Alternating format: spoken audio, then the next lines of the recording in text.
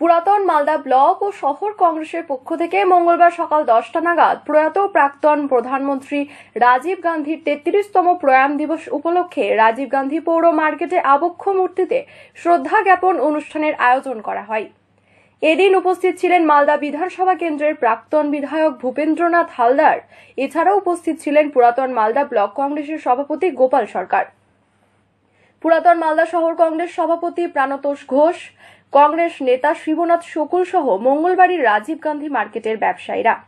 এদিন সংশ্লিষ্ট এলাকার রাজীব গান্ধী মার্কেটে অবস্থিত রাজীব গান্ধীর আবক্ষ মূর্তির কাছে এসে উপস্থিত হন এবং খুব নিষ্ঠার সাথে দিনটি পালন করেন।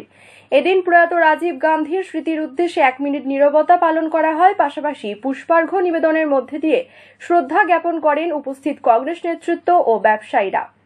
আধুনিক ভারতবর্ষের সৃষ্টিকর্তা,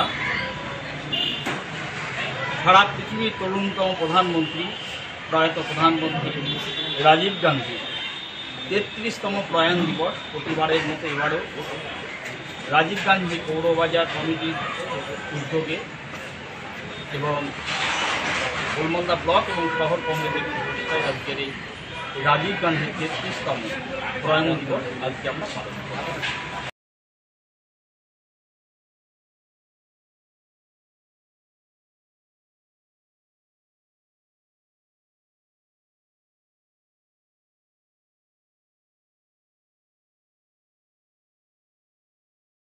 এবং এই পালনের মধ্য দিয়ে আমরা মানুষের কাছে এই বার্তা দিতে চাই যে ভারতবর্ষের যে বর্তমান যে অবস্থা, এই অবস্থা থেকে মানুষের কাছে যে রাজীব গান্ধী একজন তরুণতম প্রধানমন্ত্রী এই দেশের জন্য যা করে গেলেন, তার সৃষ্টি, তার যে কর্ম, এই কর্ম এবং সৃষ্টিগুলো মানুষের কাছে পৌঁছে দিতে হবে। না হলে আগামী দিন এই ইতিহাসগুলোকে মানুষের কাছ থেকে মুছে যাবে। মানুষ জানতে পারবে না যে একজন প্রধানমন্ত্রী এই দেশটাকে সারা পৃথিবীর কাছে।